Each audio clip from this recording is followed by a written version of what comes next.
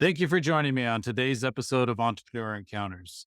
We've got a fun one for you today. Today's episode, I speak with Marcus Mueller, the founder of Skedaddle Humane Wildlife Control. Marcus has got an interesting story, and I asked him how he got started in his business. Let's listen. My background was never in business or marketing or anything that's kind of related to the business world. It was always in wildlife.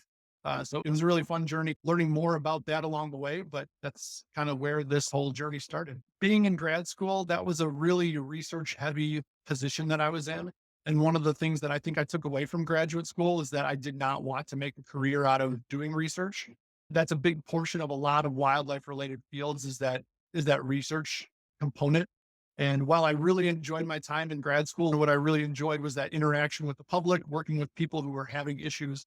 And what I really wanted to do was explore that further as my career. So I didn't want to go into the research side. And so I started to explore the possibility of the private sector.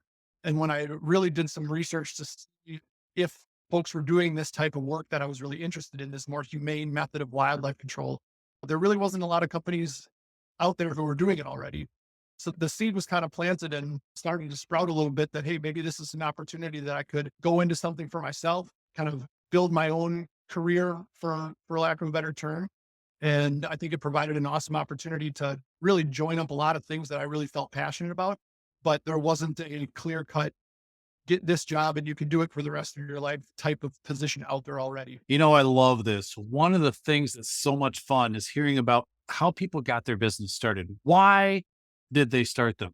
And they basically all go along the same line.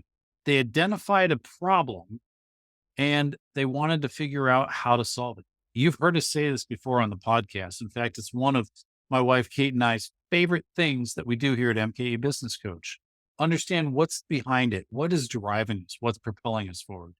In this case, it's a regular homeowner or even a renter like you or I. We're looking for a way to be able to deal with critters that are harassing us in some way, getting into the property, chewing stuff up, chewing on the power cables, Chewy. There's a lot of things that happen. We want a humane way to deal with it. And there wasn't really a great solution that was out there. Based on Marcus's background, based on the problem that he saw, voila, there's an opportunity to start a new business. I love it. Let's listen to what Marcus did next now that he's identified the problem. When I was kind of looking into seeing if, there were other companies doing this sort of work, I didn't come across any. So it was kind of the idea of what would it take for me to do it myself, not having any business experience. I came across Skedaddle's website and they were advertising for franchise opportunities. Again, not having that much business experience for myself, that the idea of a franchise with an existing business model and kind of that structure to build around it was really appealing.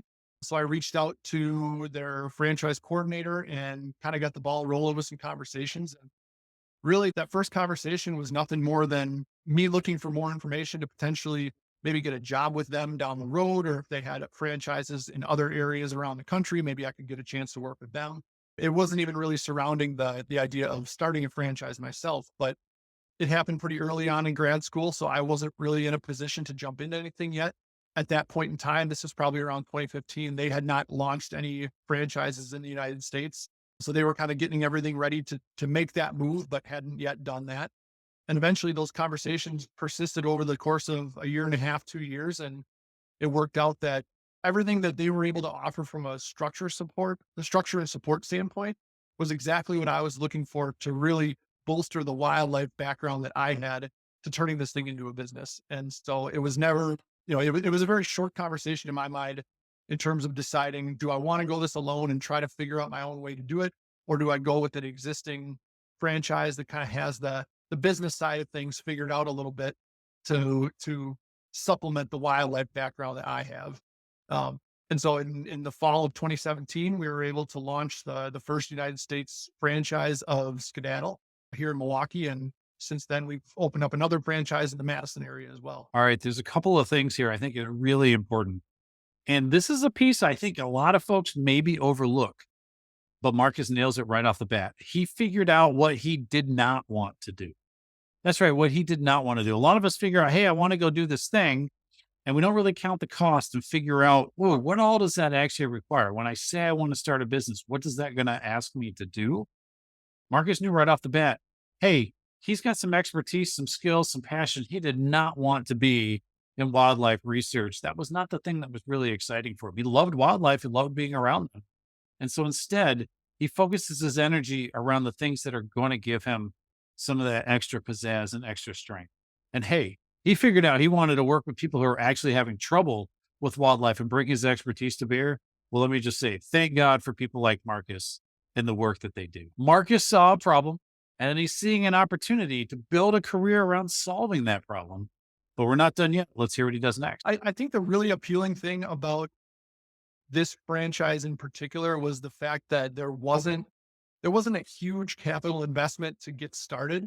Really, I could do everything out of one serviceman. The material costs for jobs were relatively small to start, just given my scale. And it was really outside of that initial serviceman and some equipment, I was able to start generating revenue fairly quickly without having to invest in real estate or an office or staff or anything like that. I ran it all through the one serviceman and was able to do pretty much everything from sales to service to customer support all myself. And so that really kept that initial investment down quite a bit. As far as the budgeting side of it goes, one piece of advice I got early on was if you're going to make a solid investment, do it in a good accountant. And that was one of the best decisions that I made because, again, my background's in wildlife. I don't have the expertise. I still don't claim to be an expert by any means in that side of the business, but I have a great team around me that really helps to support me from that side of things. And it, without a doubt, I wouldn't be in the position I am right now had I tried to do that myself or gone a different route with the accounting side. All right, this is pretty cool. Marcus talks about something that I think a lot of entrepreneurs do, whether consciously or sometimes even subconsciously, but it really doesn't get noticed or talked about. From the outside, when we see a business owner start up, we see like the lights go on, it says open, and people start, coming in, buying products, buying services, and we're like, wow, overnight success. Marcus was in discussions for a couple of years before he actually launched. He was doing his homework, he was doing his research. In my experience, there's really no such thing as an overnight success. Been a lot of time and work and effort and sweat and tears that have gone in order to make these things happen. And so just remember, sometimes when you want to get started, you better get started today because it's going to take some time to figure it out. Now, I also want to talk about the franchise aspect. What are we getting when we're buying a franchise? You're getting systems, processes, oftentimes marketing support, the brand name that's already known. Marcus didn't want to have to launch everything from himself. He already mentioned some of the business side he wasn't entirely clear on, or he didn't want to spend the time and energy getting clear on. He wanted to focus in other directions. So for him, a franchise was a good opportunity. And he did some research to be able to find one they wanted, and then he vetted them. So count the cost first, figure out the direction you want to go, what's going to be most effective, what's going to work best for you, what's going to fit. But while we're talking about counting the cost, I had to ask Marcus, how did he figure out how to get the money and set the budget in order to move it forward? When I was in a truck by myself, when we started to get too many leads for me to keep up with both the inspections and the service, is when I brought on a person to help with the sales side of things. When he started selling, keeping up the sales to a point where I needed help on the service side, I brought in a technician assistant. His sales kept increasing and the word really started to spread about what type of services we offered. We brought on another technician and another technician assistant with that second service truck. So really it was more so reactive growth in the first probably 2.5 years where we were really just responding to the amount of leads and the work that was coming in. I love asking this question of the entrepreneurs I interview because the answers are so varied, but the creativity is the part that almost always stands out. I don't know if you caught it when Marcus said it, so I want to call it out, but he really figured out how to get lean and to kind of do a minimum viable product. He had to have a truck or van to be able to get back and forth. There are some franchise fees because he's buying into the franchise, however that gets negotiated. But he didn't need a lot of supplies, didn't need a lot of materials. Sometimes when we have a vision, we think about, I need to set this all up, but I need to have the tables and the widgets and the things and the racks and the offices and the warehouse. And do you really need that to get started? That's the piece I want to push people on. And Milwaukee's business coach, we love working with people when they're thinking about what's going to happen in this expansion, this next product, adding a new product line, moving to the next big thing. And the list is enormous. It looks like, the first Christmas list you draw up, and then you look and how much money do you have, and they don't really match up. Here's the truth. I like to tell people, figure out how much money you have access to. That's going to be your budget. And then let's right size the rest in order to make that happen. It sounds like it worked for Marcus, and we know it works for lots of other companies. If this is a spot where you're really struggling with the challenge of how do you get it to work with what you have, or how do you set a realistic budget, which, by the way, budgets don't drive the business. The operations drive the business. It's the budget that helps us focus and understand what does it take in order to get it done. If you need help with that, I want to encourage you to reach out to us, mkebusinesscoach.com. This is a space where we love bringing in our expertise so that you can succeed with a lot less than you expect. So you heard earlier in the podcast, Marcus had gotten onto this idea that was definitely a strong need for it. So I went on to ask him, how did he continue to expand his business and grow? Some people may say he's in growth stage. Some people may have said scaling. Doesn't really matter. This is a spot we work a lot with our clients. When they're in that spot, they're ready, they're established, they figured out their baseline. Now we're ready to go. Let's go. Let's hear what Marcus does in order to continue to make his business move forward. In terms of the leads, a lot of them were driven initially by pay-per-click advertising and SEO work that was all handled through the corporate office of Skedaddle.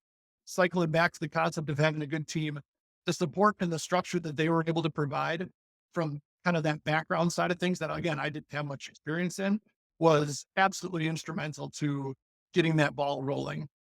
I think just as important were some of the community connections that we either brought into the business or kind of built as we went. Local humane societies, wildlife rehabilitation centers, again, thinking back to where all this whole thing started. Organizations like wildlife rehabilitators and humane societies get calls about wildlife all the time. And there's often a conflict where, you want to help somebody and say, hey, you can call this person to do this type of work. But if there's not somebody who does it in a humane way that aligns with your mission to keep the benefit or the welfare of animals in the forefront of the operations, it's kind of tough to say with good faith that this person may handle it in the way that you hope it would. Whereas now being able to have that relationship, they know exactly the type of service that we're going to provide. It's going to be focused on the animals. It's going to be focused on long-term solutions, things that's going to benefit both the homeowner and the wildlife. Building that kind of referral network was critical for us too, because now we have a lot of really great leads coming in from folks who are really interested in the welfare of the animals. And we can also provide a service to those organizations too, that they don't have to spend hours in the phone talking to potential people about how to do it themselves or giving them resources that takes away from their time doing their job of animal care at the centers. So between those two, those are probably my two biggest sources of leads in the beginning. And then after that, we've explored some other advertising, having a vehicle that is wrapped with our logo, bright colors, always a fantastic opportunity to get leads that way. Oftentimes when we're having a slow day here, it's, go park the van in a shopping mall parking lot and have lunch there type of thing. And you get plenty of eyes out there and just happen to see that bright green van sitting in the parking lot can stir up some interest that way too. There are a lot of pieces there. And I want to put that out because sometimes it takes a lot of pieces. It's not one necessary effort that generates all the leads. Every once in a while, you run upon a gold mine, but that's not always how it works. We had paid advertising, we had SEO, we had referrals, and then you have the cool, showing your brand off and how you go. In this case, he was wrapping his truck. So there may be a combination of opportunities that you need in order to work. For those who aren't following, SEO is really making sure that you're updating your online profile, your website, you're continuing to add content, you've got the right words, you've got the right flow, you're categorized properly for the search engine so they understand how to send people to you when they're searching for you with the right query. You have to figure out what it is for your own business, but I want to focus in specifically on where he's talking about on the referrals. Doing referrals is more than just saying, hey, this is my thing. This is what I do. Send me business if you see it. He talked about building relationships, and he found people that we call power partners, folks that are in his category in the Humane Society, in wildlife preservation organizations, people who understood and had a shared affinity, but did not do what he does.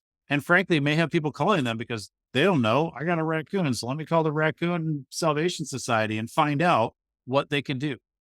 Well, if they don't do the type of work Skedaddle does, but Skedaddle has built a solid relationship with them, there's a referral that's coming. So I don't want you to think about it in terms of networking, in terms of just referral generation or lead generation. I want you to think about it in terms of relationship building. I think for most of our businesses, that's going to be one of the most sustainable ways that we can build, especially in the beginning. At different stages, when we get a little bit bigger, there may be some different opportunities. Although I would argue that relationship is going to play a huge part no matter what you do and where you go. So I'll go on to ask Marcus about the biggest challenge he faces in his business, something we should always be thinking about. And I'm interested in his answer. Let's hear. I think the biggest thing, at least the biggest challenge that I've had over the last 3 years is learning what my specific role is and knowing when I need to change that role. So starting off, it was basically everything on my shoulders and trying to wear as many hats as I possibly could. And as we've grown over the last couple of years, it's really shifted into, okay, how can I put my team in a position to be successful? From assembling the team to supporting the team, training, everything like that. It's very much shifted my role. And admittedly, that's been a really hard shift for me, just knowing how invested I am and how I was at the beginning where I had the flexibility and the control to have everything done my way, essentially, to learning how to effectively delegate and put people, like I said, in positions to be successful without micromanaging them and trying to be as hands-on as maybe I would be if I were doing this job myself. Really learning how to be an effective manager has been a really big challenge, but a even bigger opportunity for me and the business as a whole. I think the better I can do to learn how to be a better manager, that's what's going to really help to grow the business, because that'll be what essentially lets the team do what they're best at. Right on, Marcus. The focus of management is helping the team focus so that they can be the best at what they're doing. Really hard when we go from being the doer. A lot of us are starting as sole entrepreneurs, getting started, and then we start growing. We start adding to our team. We start needing to manage. We start needing to delegate. We start needing to actually lead, and it becomes a real difficult challenge. How do you do it? How do you grow? How do you learn? Get connected with some other people who've been through that experience. You are not alone. This is not the first time we had to manage people, but I love that he dives into it. That's the biggest challenge. It's not necessarily getting sales or people or fulfilling in the job. They know how to do those pieces. But as you want to grow and scale, you've got to understand how to get those processes, support, and delegation and management in place. Otherwise, it's going to be a constant battle and a struggle. And it's going to feel like, man, I brought people on. I thought it was going to help me stop doing all the things. Now it feels like I'm managing all the things and still doing all the things and not getting ahead the way I want to. Love it, Marcus. Thanks for sharing that insight. Well, like you, I can't do this alone. I want to thank Chris Crave for creating all the music in both our intro and our outro. And I want to thank Kate, my awesome wife, who does all the editing to make these segments you hear possible. If you like what you hear, I want to encourage you to please like, share, subscribe, and comment wherever you're listening to this podcast. So again, thank you for joining me on this episode of Entrepreneur Encounters. I'm Brent Halfwasson, Milwaukee Small Business Coach, and I want to invite Chris to take us out. Ready to take control.